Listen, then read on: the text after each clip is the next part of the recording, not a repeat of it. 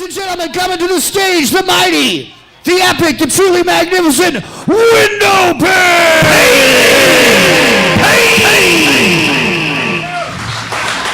I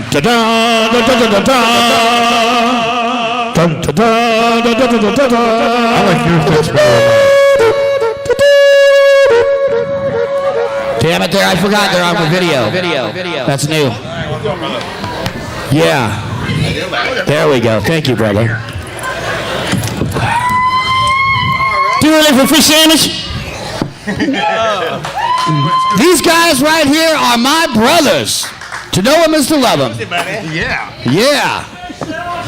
Do you ready for a fish sandwich? See, I was recently in Western Maryland, and I took a photo of the Old Bay fish sandwich sign, and I texted it to Ted on the men's room, and it just said, dude. And he replied with, did you get one? And I'm like, dude, I got two. And it's a true story about the fish sandwich. You got a fish sandwich? You ready for fish sandwich? So, hi everybody, I'm Glenn. I'm Tony. Hello. I am Mark. Hello. Hello. Yes. Welcome to the show. All right. We're real glad to have you guys. Who's the Thank you little for one coming right out. here? That's our new drummer. Awesome. Yeah. Drums rule. I must say, I love drums. Say hi. I think she wants to lick it. It's a lot like hell. Well, all right, Window Pane, you guys are, I think you're the first band that I know personally that's put out a full-length feature film. You guys, that's an incredible accomplishment. That takes so much work. And these guys have a big Kickstarter campaign going on, crowdfunding thing. They're raising money for an album and for a tour. We're going to, of course, talk about that. But if you guys could open up your hearts and your pocketbooks and donate to the cause, if I know anybody in the greater Puget Sound area or, frankly, on the West Coast or the East Coast, these guys deserve it. These guys have worked harder than ever. And anybody I know, and when you watch the movie, you're going to understand the scope and the depth of what they have been through. So, Glenn, why don't you tell us a little bit about all that? Okay, movie or the Kickstarter?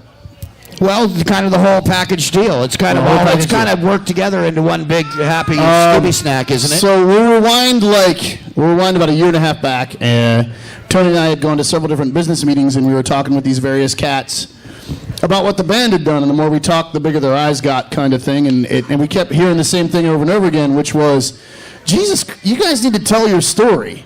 Because it was one of those, let me get this straight. You were doing an arena-level tour with Five Finger Death Punch out of a Chevy conversion van with no management. We were like, well, yeah. No one does that. And we were like, really? Because that's what we had to do because the record industry is ignoring all the great bands that are out there.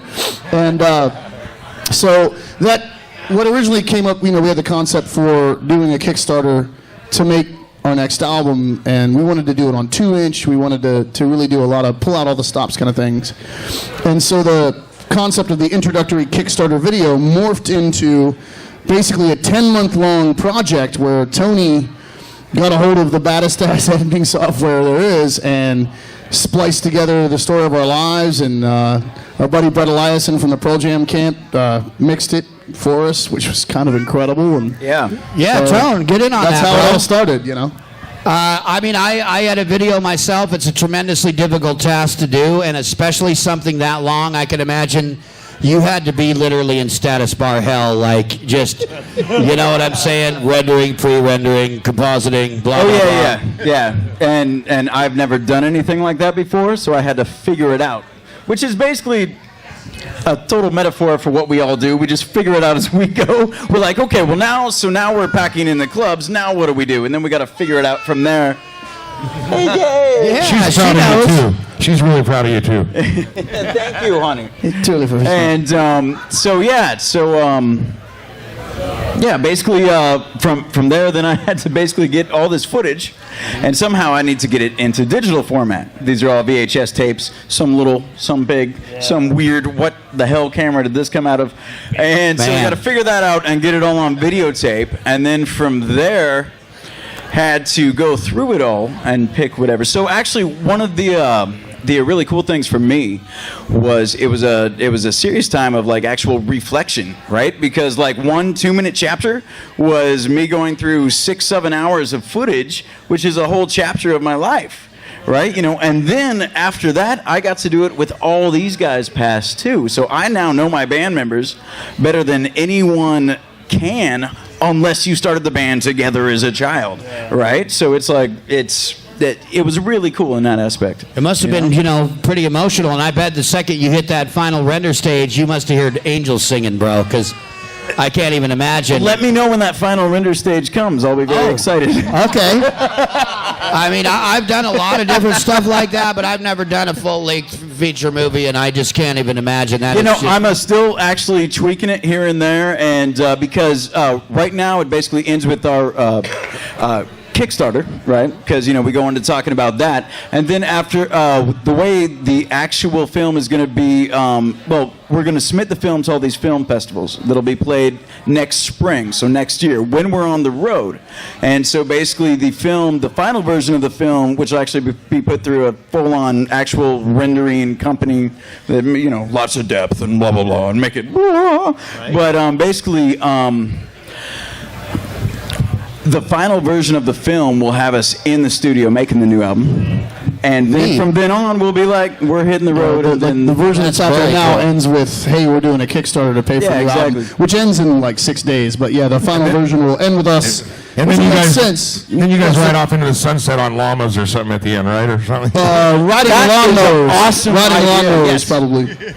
Llamas. It'll end with like the doors of Walmart opening, and I'll be there like, hi, thanks for coming to Walmart. Hi, thanks for coming to Walmart. Perfect. My name's Glenn. I'm the singer of Windowpane. Would you like fries with that? That's how the movie ends, probably. Mm-hmm. Yeah, I don't think so. I think that we're going to be seeing some big news. Like I said in my introduction for you guys, if anybody deserves it, you do. Not only are you like the consummate professionals, honestly, you guys are just plain wonderful people, man. And to have attained the things that you have, and to be so level-headed and such good guys, and there's times when I've got stuff going on with my music stuff, and I'm out of my depths, frankly. I call Glenn. Glenn is my dude. And Glenn, you know what? He's never once been like, figure it out, Tony. I had to figure it out. Shut up. Leave me alone. He's always very gracious. He always gives me some... What's awesome about that is, like, because this is true. Like, and I was like, oh, Tony's calling me. And he's like, hey, man, can I talk to you? And I'm like, yeah, what's going on? And it was always one of those sounding board things where Tony knew what was right and wrong. And he was like, man, I just am looking for an outside opinion from someone I kind of trust. And I was like, oh, dude, you were getting dicked around, man. He's like, I thought I was. I knew I was. It wasn't anything more than, man, I just need a sounding board to reinforce because I think this is hella crooked. Am I insane? And yeah, I mean, it was cool. It was a cool call to get. It's like, damn, bro, Well, another thing I called him up about is the whole buy-on tour thing. So a lot of you guys probably don't realize, but for bands that are at our level, you work your ass off locally, you develop a big following, you want to take it to the next level, you literally have to buy your way onto a tour.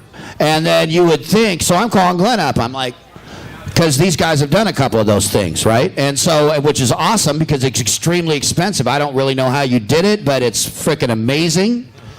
But anyways. Crime. Yeah. So I'm like, so what does that mean when you buy on? Because like we had Yngwie Malmsteen and Hell Yeah offering us tours, which I'm like, cha-ching, that sounds badass. We could go out with fucking Hell Yeah from... Vinny from Pantera, Mechanism would kill with those guys. So I'm like, so what's that mean? You get a tour bus, you get gas money, lodging. He's like, hell no. You got to get there, you got to get out of there. And on top of it, what really sucks is they will make you price match their merch. So he's telling me, he's telling me, That's a true story, man. Like the headliner's t-shirt's $50. No one knows who you are. No one cares who you are. How much is your t-shirt? $50. Yep. So yeah, it's like, hey man, if you buy our shirt, there's a free hit of acid. Like, anything you can think of. Like, man, them guys are giving away hallucinogenics with their t-shirts. But yeah, be sure to lick that label vigorously. Lick the left sleeve right by that little QR code, and that's why we keep them. Honey, did you wash yours first? Oh, I'm so sorry. We call that the Delicio sleeve. Woo! Licky, licky. All right. That got weird, didn't it? Yeah, it did for a minute. But hey, we're used to that, right? Yes. That's Usually true. we don't have microphones when we have these conversations. There's some serious chuckling that goes on afterwards. But anyway, when we got Mark up here tonight, that's a nice surprise. Actually, he's already Aria, Mark's lovely daughter Aria was getting a little fussy, so we were hoping Mark could pass Aria off to Mommy. I don't know where Mama went. Hey, buddy. What you doing down there? If you guys have ever seen Windowpane play, you know, Mark, when you see him out and about, he's always a real nice, chill guy.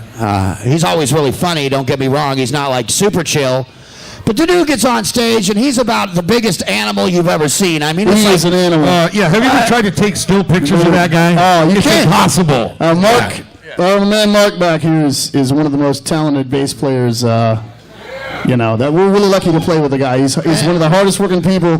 He deserves the utmost respect, man. He's an amazing cat. And on stage, he's an animal. You can't take a picture of Mark, dude. It always looks like he's traveling through time. You guys are all animals on stage, aside from having amazing music and pulling it off just pretty much flawlessly. Every single one of you are fantastic entertainers. I myself have a great deal of respect for that, because when I go out to see a live band, I don't know about you guys, but I want to see a freaking show. If I wanted to just put on my headphones and go off in my own little musical land, I'll do that. I'll maybe enjoy some of the legal rights we enjoy here in Washington, put on some headphones and be like, but when I go to a show, I want to be entertained, damn it. I'm paying money. I'm there to see a show. That is a freaking show, Windowpane. I don't think I've ever seen a Windowpane show where they didn't Big props to you, everything, where they didn't just leave everything on the stage every time I've ever seen these guys. No, and thank they're you guys. amazing. Thank you guys very much, man. Yeah, Tony beats that guitar like it owes him money, man. And I'm serious. He like this does. He does have that sick ass aggression. It's just like raw. It's very impressive. It inspires me. Thank you. You guys are both a genuine inspiration of mine, by the way, for real. And definitely that. Thank you. Well, that's one of the things too. I mean, you're sitting up here with one of the best drummers and one of the best guitar players in the goddamn Pacific Northwest. So getting a compliment like that from those guys, inside the gates and Mechanism. Thank you, brother. Thank you so much, brother. All right, well, I'm sure that somebody out there has got to have some questions for these guys. So go ahead and flag Sarah down. And if you don't want to get, how about Max Cordova? Max, I know you got a question for these guys. Max, you got a question, man? Or you got a fish sandwich? Max Cordova, by the way, awesome photographer. Max came onto the radar about a year ago. And it was like, who's this dude? And all of a sudden, you just see his stuff everywhere. It's phenomenal. We all love you, Max. You're badass. His questions could be like, Glenn, man, can you get me that $50 back or what? Like, maybe we should, can we? So how long did it take you guys to come up with all the material for the new album? How long did it take us to come up with all the material for the new album? I would say, right after, not long after Five Finger Death Punch, Kevin Roy, our old drummer, quit the band. We got Sean Morrison. We opened for Scott Weiland with a guy that was a session cat. He came and did one rehearsal. We went and opened for Scott. His name was Jeff Gall. We love you, Jeff. He saved our bacon. Then we auditioned a couple cats, and Sean Morrison came down and blew it out of the water, and we got Sean in the band. And then there was pretty much a year of us doing a ton of great shows with Sean. There was writing that was going on at the time, but Sean was also learning everything in the back catalog to a degree, right? Then we finally pumped the brakes on everything and started trying to figure out who the hell we were as a band, because losing your drummer is like, it's like having someone replace your spinal cord.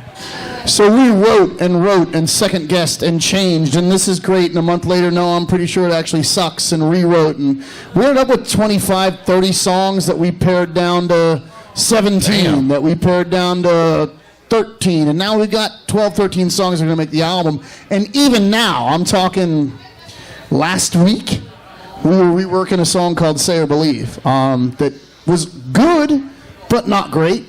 And so it was one of those, man, this is great, I swear to God, that chorus does not kick me in the balls, and if it's not gonna, we want every single song on our album to be up here. And if there's one song that's really cool, but we don't want to have we want every single goddamn track to be the best fucking song we can make it.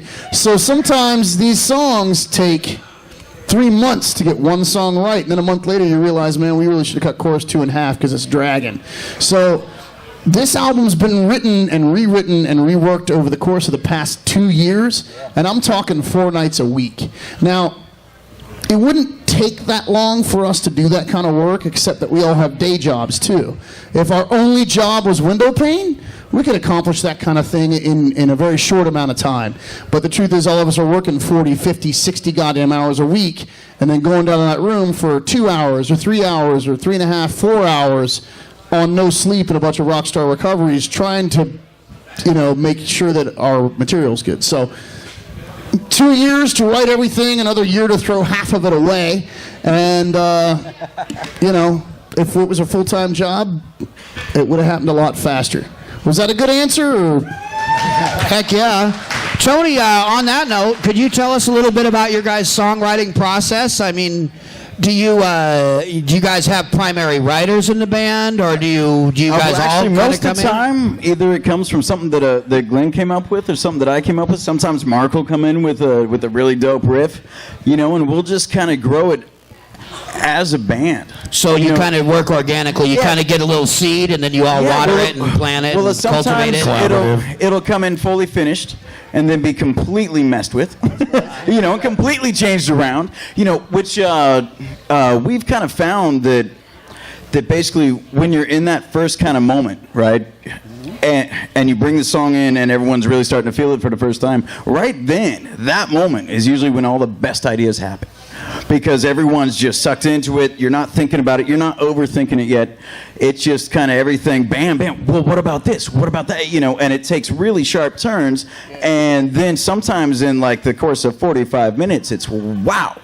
That thing just blossomed, and then from there we can fine tune it. But that first kind of thing, we definitely found that we work better. We work really well as a band in that way. To just kind of everyone throws in their thing, because we all think differently. We all kind of play differently. We all kind of have different visions. So once we kind of throw it all out there, we can go, ooh, well, Glenn's vision on that was awesome. Mark's vision on that part was, and we can really just kind of, So most of the time, we kind of like to throw it down as an actual unit, and then Glenn will take it home and get the lyrics and whatnot going on. He writes about 90% of all the lyrics, He's so You do a great job. So, yeah. Well, that's something to be said too. I mean, that's something that I think that comes out of having a band with some longevity and some perseverance. Because when you get a bunch of random musicians in a room trying to write organically, it's the too many cooks in the kitchen syndrome. You know what I mean? Ooh, and then you got Larry over here. Oh, it's just bullshit. I'm quitting the band. You didn't use my idea. It's like, hey, nobody cares about that. But I think all of our ideas are treated as embryos, because I will write. I mean, I've even done here's a CD with 7 songs on it. When I say 7 songs, I mean they're fucking done. Right. But it's meant to be. Here's an embryo, and it's like, dude, that whole song licks balls, but the bridge chord progression's killer. And my response is, sweet. Where if you're like, man, what do you mean? I worked my ass off on that. Well, is what we found is if one person likes it, it might be good. If all 4 of us like it, then it's usually really good. Yeah. Right. And there's no, sometimes people really fight hard for an idea because they believe that's what's best for the song, and that's only out of wanting what's best for the song and what's best for the band. It's not a matter of ego, I'm fighting for my idea. It's more, dude, I swear to Christ, I hear what you're saying, but I really think we need to do the following thing. Yeah. And in this band, that's all taken as openly as humanly possible. Like, dude, I love this. Okay, I get that you love it. Respectfully, bro, I think the chorus could be fucking stronger. And we might find out a month later that it was fine. Right. But no idea is turned down. Everything is always worth exploring so that every member of the band feels that they have a voice. Yeah. We just try to check all ego at the door. Yeah. Sure. And not bring it in. It's like the song Daybreak off the actual album Daybreak. I had written an entire song it was finished, lyrics, melodies, everything. And I brought it to the band, and the guys dug it, and we were still working on some songs, you know. So finally, it was like 1 month later. Just kind of pulled it out. We started just kind of working on getting the riff down. Glenn started just basically improvising all these melodies and all these lyrics, and we're just like, dude, push record. Yeah. And it just kind of free flowed. We played it maybe 2 or 3 times, and Glenn just kind of improv this stuff. And then Glenn goes, so dude, teach me your lyrics. And I'm like, no. That was amazing. I'm like, dude, no, man. What you just did over that music with the thing, you know, I was like, dude, that was awesome. Yeah, dude, I had spent a whole month working on those lyrics and those melodies, and what he had brought to my music in that sense just totally heightened it. Just totally, you know. It's a place that just me as a person thinking in the frame of mind to write that music, maybe my headspace wasn't in the frame of mind to come up with the melodies over it, right? And the context and everything. So yeah, you know, and that wouldn't have happened had I been like, oh man, come on, it's my song, bro. Yeah. You just can't do that. You just can't do that and call yourself a band. You know, call yourself Lenny Kravitz or someone who. I really love Lenny Kravitz. Oh, dude, I love Lenny Kravitz. I really like Smashing Pumpkins. Basically, what I'm saying is call yourself a solo project if that's how you want to write, because otherwise. It's just not a band. A band is a band Well, to me. and sometimes there are songs. I mean, there's a song called Never Enough that's on the Daybreak album that Tony said, man, I've got this song I wrote when I was like 17. I don't think it's very good. And we were like, well, let's hear it, bro. And he played it, and I was like, dude, fuck. And we didn't dick with it. I think we did a bridge. We added a bridge to it, but it is what Tony wrote. It's his lyrics, his melodies. I mean, the band made it what it is. Right. But I had nothing to add. Well, you know what I mean? So sometimes you do get that, where it's like, Sure. man, I have really nothing to add. But then there was a song we spent months on, Show Me the Way, which is on the Daybreak album, and Mark came up with this bridge riff. And we listened to our recording. We spent like 6 weeks working on that damn thing. Over and over and over. And finally we pressed play, and the only part that rocked was Mark's bridge. And we were like, fuck it, throw the whole song away, man. You know? But it's a great tune. Well, that's the pains of the process. I mean, you want to give everyone a fair shake on their ideas, and we will go through everything, but eventually it boils down to this is what works. Yeah. Sometimes, dude, there's just like an idea that you have that has to happen. Well, yeah, but I would say it has to happen through, like if I have an idea that has to be realized, it has to be realized through the filters of Tony, Mark, and Sean. Through the process. Through their filters. And it may not be my original vision, but 99.99999% is so much fucking better than my original vision that... It's never the original band. Yeah. It's never the original vision. When you're in an original band, you have to give up on the original vision. Hey, Sarah, where's Sarah at? We should have her up here getting on the microphone so everybody can hear you. There's people that want to meet you. I almost wore the same dress, and I'd have been mortified. I don't know, you know, I just would like to say... we show up wearing the same outfit, I'd have been mortified. I'm not sure what's the change in the dynamic of the show, but we used to have a lot more Q&A. I don't know if because maybe there's a few more people here, or the level of our stars, or something. You guys are intimidated, but please, we want to make this an interactive experience, so a big part of the show is involving you guys and letting you ask these questions to these guys. You don't know when you're going to see them again. Well, this is the part, too, where another one of the best goddamn guitar players in the Pacific Northwest is about to be like, so, hey, man, Glenn, how come your tone is so shitty? Here it comes. Come on, give it to me, brother. Hi, fellas. So, you guys are talking about songwriting. That's a really interesting topic to me because I really love the songwriting process. But, and as you've already said, it's you bring a spark to the band, and then you let them run with it, right? Yeah. Sometimes in my process, I'm like, that's fantastic. Sometimes in my process, I'm like, no. Oh, yeah. So how do you deal with your guys where you're like, I really actually have a vision for this, and I don't want you to change it. What do you do? That sometimes. You know, like I said, sometimes you really fight for your idea, or like Mark, Mark jokes about it, and It happens, right? It's a process. sometimes you work the same idea for a month and realize, you know what, man, let's just put this bastard on the shelf because it's never going to see wings. Or sometimes, dude, there's one of our songs. Underfoot we wrote, and we thought this isn't very window pane, and we didn't put it on Daybreak. That didn't make the Daybreak album. We wrote that song during the Daybreak writing sessions. It didn't make the process because we listened to the version that we had at that time. It'll be ready later. Yeah.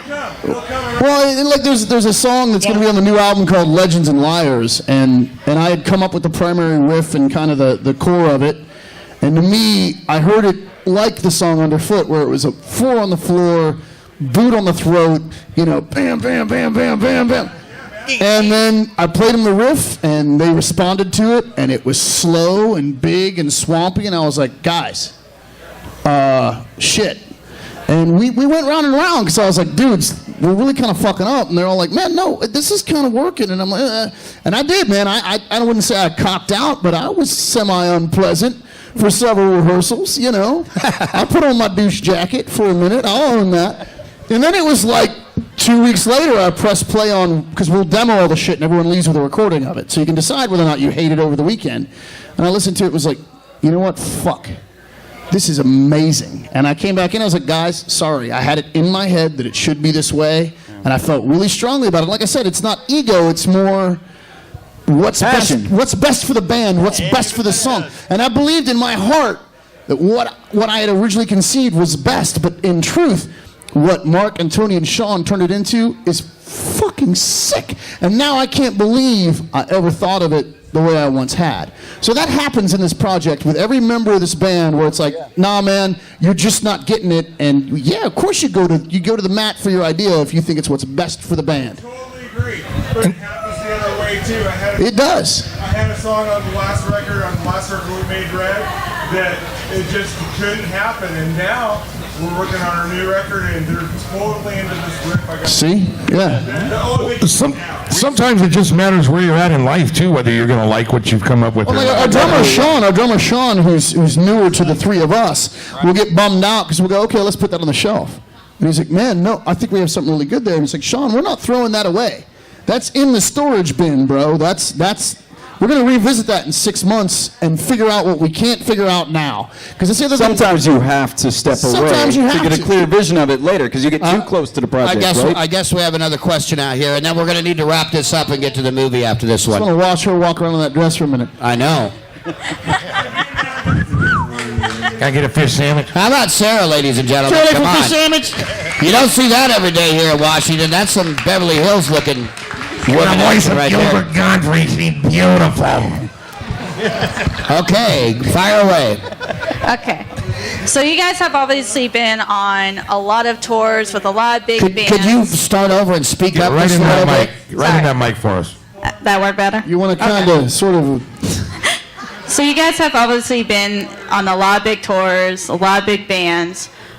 What would be the one thing you wish you could go back and redo over? Our bids.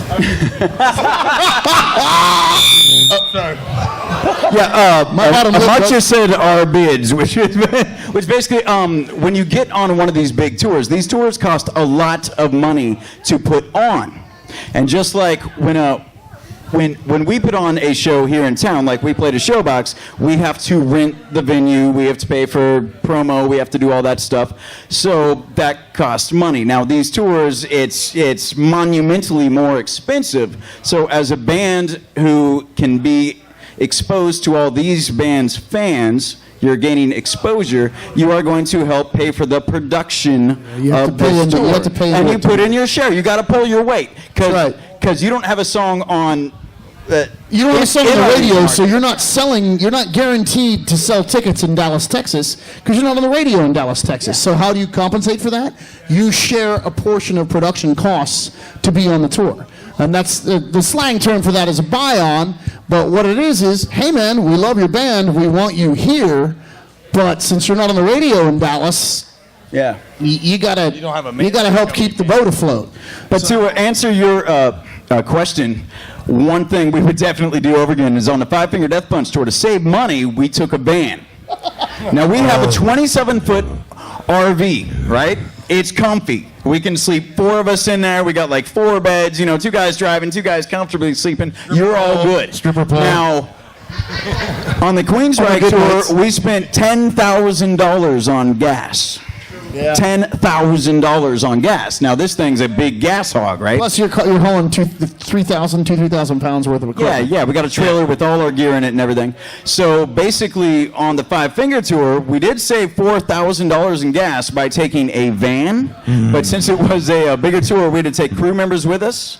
So we had 3 crew members and us. That's 7 guys in a regular size van. That's pretty We snuggly. did not sleep for 6 weeks. We did not sleep. I'm uncomfortable with just my Nuts. 2 kids and girlfriend in a van. I don't know how you guys did that. Yeah. So It was special. what we saved in gas, we paid for in sanity. We will never do that again. Plus, I just want to throw out that one of our merch guys had sleep apnea, which means that he fucking snores like a chainsaw. And when he's not snoring, he puts on this Darth Vader mask. So you'd be in the van and you hear, Tony, man, you awake? Yeah, I'm awake, man. What do you want? I'm glad he's sleeping. Nothing, man. I just want to hear the voice of a friend. I just want to hear the voice of a friend. Start having Star Wars dreams. Hey, Stage is going to everybody, be fun tomorrow. can we please get a big round of applause for the mighty window pane? Thank you guys for having us, man. Thanks, guys. Mark, Tony, and I love you guys very much. Now, I understand it is a weeknight, and it's getting, I don't even know what time it is. It's getting a little later. However, especially you musicians out there, I've seen this movie. There is vital, valuable information in here for everybody Indeed. who is pursuing a legitimate career in music. If your weekend warrioring it up may not be as it's still entertaining, but it may not be as vital. But If you don't even care about music, you'll like the movie. It's actually a good movie. But seriously, you guys out there that are really doing it and working hard and putting your time and energy into, I can't really think of a better production that I've seen, like, literally in my life. And a great resource. That goes through a great story. These guys are all wonderful. It's like the story of a million things that went wrong. How come you guys aren't huge yet? Everything the hard way. We learned everything the hard way. Don't drive into the wall. Please support 6 Window times later, Pane. yeah. Support their Kickstarter, even if it's $5, $10, $1, $1,000. The lowest pledge for $2. I mean, who doesn't want another window pane album? I know I want one. Hell yeah. If you guys know a trust fund, baby, send them to these guys. For real. All right, you guys, we're going to start the movie here. Thank you for having us. Thank you, everybody. Thank you, window pane. We love you. Thank you, man. Much love. And that concludes the talk show segment. Thank you for coming out. If you're taking off, we love each and every one of you. Please tell your friends if you had a good time. Bring more people back here. Let's get the music community firing on all cylinders. Let's all come together and let's make things happen. And let's get a new Seattle scene that's even better than ever. You know what I'm saying? Much love to all you guys. Thank you. Thank you, guys. Good night.